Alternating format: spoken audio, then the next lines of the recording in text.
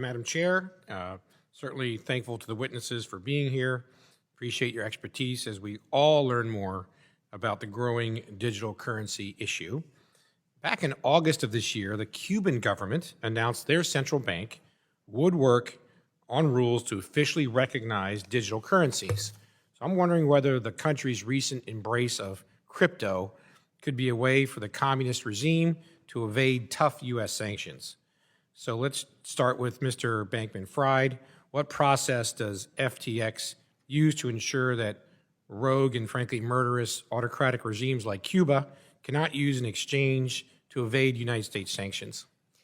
We run sanctions checks on all of our users. We conduct know your customer surveillance on them. In addition to that, we conduct surveillance on the blockchain and fiat assets that transfer into and out of our system. Okay, thank you. Wanted to ask Ms. Haas the same question, propose the same question to you as it relates to Coinbase. Largely the same answer. We similarly run OFAC checks on all of our customers, both on onboarding and then ongoing. We believe that sanctions are an effective tool of the U.S. government in combating illegal activity. In addition to our onboarding controls, we do transaction monitoring. We do surveillance on all of our transactions on our platform, but also have tools that are looking across the industry, and we partner with law enforcement on investigations.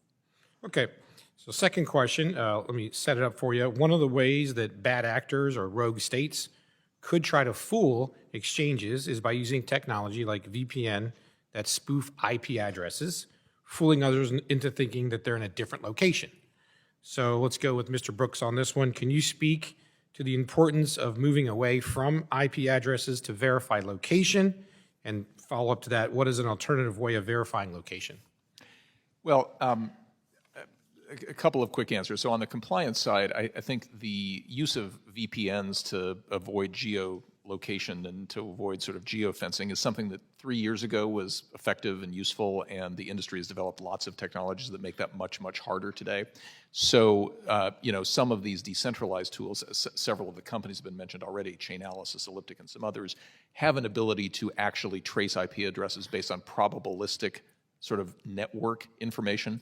So it's not just that that IP address might have been issued by an ISP in a given jurisdiction, it's also that that IP address is associated with lots of other transactions that could only be Cuba or could only be Libya or whatever. And the probability assessment is one of the things that makes this much easier. That's why the network is so important. Okay, well, thank you. I referenced Cuba.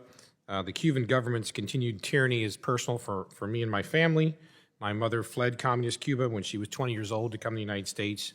She even recently wrote a book about the horrific experiences in the aftermath of the revolution there, including her time as a political prisoner in the Castro regime.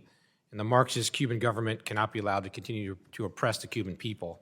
Former President Trump's tough sanctions restrict access to resources for Cuba's rogue government.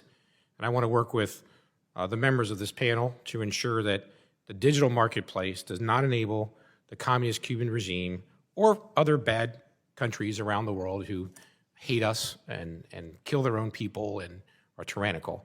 I'm sure we all share that goal. I know there are those who think that that's a role for the federal government to come in and issue a whole set of regulations because you can't do it yourselves.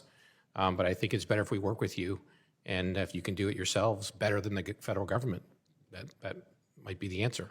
So thank you, Madam Chair, and I yield back the balance of my time. Thank you.